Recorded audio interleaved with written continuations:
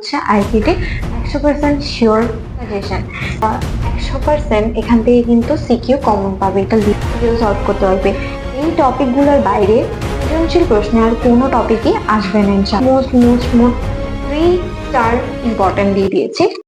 আসসালামু আলাইকুম সবাইকে, welcome to anytimes school and college. আমি ফাতেমা জিনাত মাইশা তোমাদের জন্য নিয়ে এসেছি একটি গুরুত্বপূর্ণ ভিডিও, সেটা হচ্ছে আইসিটি 100% শিওর সাজেশন, যেটা কিনা তোমাদের সিকিউর জন্য অনেক ইম্পর্টেন্ট। মানে সিকিউতে এগুলা 100% এখান থেকে কিন্তু সিকিউ কমন পাবে, এটা লিখে রাখো এবং খুবই ইজিলি খুবই সুন্দরভাবে তুমি সিকিউ সলভ করতে পারবে। এই টপিকগুলোর বাইরে সৃজনশীল প্রশ্নে আর কোনো টপিকই আসবে না ইনশাল্লাহ। তো চলো প্রথমে আমরা দেখি চ্যাপ্টার 1। চ্যাপ্টার 1 এ কি কি টপিক আমরা পড়বো। ফার্স্ট হচ্ছে ভার্চুয়াল রিয়েলিটি। আমরা দেখছি যে ভার্চুয়াল রিয়েলিটি যে টপিকটা আছে ওইটা আমাদের বোর্ড প্রশ্ন যদি আমরা সলভ করে থাকি তাহলে দেখবা ভার্চুয়াল রিয়েলিটি নিয়ে কত কোশ্চেন আছে, বহু কোশ্চেন আছে, বহু এমসিকিউ আছে। এই টপিকটা তুমি যদি পড়ো both CQ and MCQ clear হয়ে যাচ্ছে। এবার হচ্ছে রোবোটিক্স। রোবোটিক্সটা খুবই ইম্পর্টেন্ট, অনেক সময় দিয়ে দেয়। ক্রায়োসার্জারি আছে, বায়োমেট্রিক্স আছে, আর্টিফিশিয়াল ইন্টেলিজেন্স। আরেকটা লিখে নিতে পারো, সেটা হচ্ছে ন্যানো টেকনোলজি। ন্যানো টেকনোলজি এটা 2025 সালে আসছিল। ন্যানো টেকনোলজি এটাও কিন্তু আসতে পারে। তারপর এখন চ্যাপ্টার 1 শেষ, আমরা চ্যাপ্টার 2 তে যাই। চ্যাপ্টার 2টা দেখো, প্রথমে হচ্ছে ডাটা ট্রান্সমিশন মোড। আমাদের যে ডাটা ট্রান্সমিশন মোড গুলো আছে ওই মোড গুলা, তারপর ডাটা ট্রান্সমিশন যে মেথড গুলো আছে ওই মেথড গুলা খুব খুব খুব ইম্পর্টেন্ট। এছাড়া তার মাধ্যম আছে, তার মাধ্যম দুইটা বেশি মোস্ট ইম্পর্টেন্ট, একটা হচ্ছে টুইস্টেড পেয়ার ক্যাবল আর একটা হচ্ছে অপটিক্যাল ফাইবার। এরপর আছে তোমরা এটা দেখে নিতে পারো, এটা তেমনটা কম্পালসারি না, মডেম রাউটার হাব, বিশেষ করে হাবটা দিয়ে আসতে পারে। তারপর হচ্ছে টপোলজি, এটা মোস্ট মোস্ট মোস্ট মোট 3 স্টার ইম্পর্টেন্ট দিয়ে দিয়েছি। অর্থাৎ এখানে তোমাকে কোয়েশ্চেন আসতে পারে, হয়তো তোমাকে উদ্দীপকে একটা টপোলজির ছবি দিয়ে দিতে পারে অথবা বর্ণনা দিতে পারে যেটা যে কোনো টপোলজির সাথে মিল থাকে। তো তোমার থেকে হয়তো দুইটা থাকবে, দুইটা কম্পেয়ার করতে হবে যে কোনটা বেশি ভালো এবং কোনটি কম ভালো।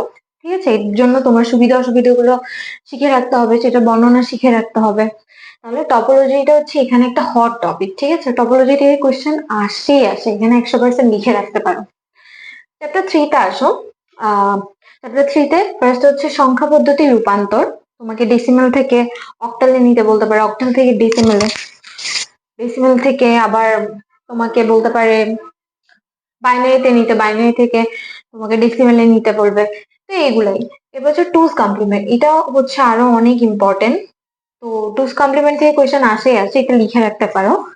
লজিক গেট আছে, লজিক গেটের ক্ষেত্রে আমি যেভাবে সিকিউ সলভ করতাম সেটা হচ্ছে ফার্স্টে তুমি লজিক গেটটা সংজ্ঞা লিখবে। ঠিক আছে, ধরো ন্যান্ড গেট ধরি, সার্বজনীন গেট গুলো একটু বেশিই আসে।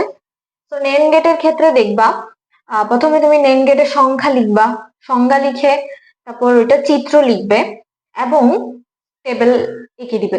তাহলে দেখবে তোমার গয়ের এত মানে মার্ক বেড়ে যাবে, তুমি চিন্তাও করতে পারবে না। তারপর হচ্ছে বুলিয়ান অ্যালজেব্রা। বুলিয়ান অ্যালজেব্রার ক্ষেত্রে ডি মর্গানের যে উপপাদ্যটা আছে ওইটা তুমি দেখে যেতে পারো, এটার থেকে কিন্তু কোয়েশ্চেন আসে। আর যদি বুলিয়ান অ্যালজেব্রা থেকে কোয়েশ্চেন আসে তাহলে ডি মর্গান থেকে আসলে কোয়েশ্চেনটা করা হয় বেশিরভাগ। এবার হচ্ছে চ্যাপ্টার 4 আসো। চ্যাপ্টার 4 হচ্ছে ওয়েবসাইট কাঠামো, অনেক ইম্পর্টেন্ট।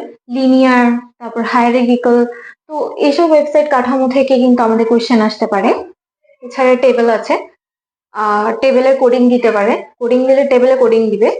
লিস্ট আছে, ইমেজ আছে, হাইপার লিঙ্ক আছে। তো এগুলো থেকে আমাদের কোডিং আসে। 5 আসো। চ্যাপ্টার 5টা আমাদের প্রোগ্রামিং। দেখো এখান থেকে যদি একটা গতে কোশ্চেন আসে সেটা হচ্ছে ইন্টারপ্রেটার এবং কম্পাইলার। তোমাকে হয়তো ইন্টারপ্রেটার এবং কম্পাইলারের মধ্যে পার্থক্য লিখতে দিতে পারে। কন্ডিশনাল স্টেটমেন্ট আর লুপ স্টেটমেন্ট এগুলো হচ্ছে গতে আসলে এগুলো থেকে আসতে পারে কোডিং এর ক্ষেত্রে। তো কন্ডিশনাল স্টেটমেন্ট আমরা বুঝতেছি যে এটা যদি বড় হয়, এটা যদি ছোট হয়, তারপর পাস হইলে, ফেল হইলে, তো এগুলো কন্ডিশনাল স্টেটমেন্ট। লুপ স্টেটমেন্ট তো আমরা চিনি, ধারার অঙ্ক, ধারার থাকে, ধারা দিয়ে লুপ হয়। তো এগুলো কোডিং আসলে, এগুলো কোডিং আসতে পারে গতে। এরপর ফ্লো চার্ট আসতে পারে। ফ্লো চার্টের মধ্যে এই তিনটা একটু বেশি ইম্পর্টেন্ট আমার মনে হয়েছে, বড় ছোট এবং জোড় বিজোড়ও আসতে পারে, লিপ ইয়ারটাও আসতে পারে। তো মেইনলি এগুলো হচ্ছে তোমাদের জন্য সাজেশন। ইনশাল্লাহ তোমরা যদি এগুলো ভালো করে পড়ো, আমার বিশ্বাস এখান থেকে এর বাইরে কিছু আসবে না।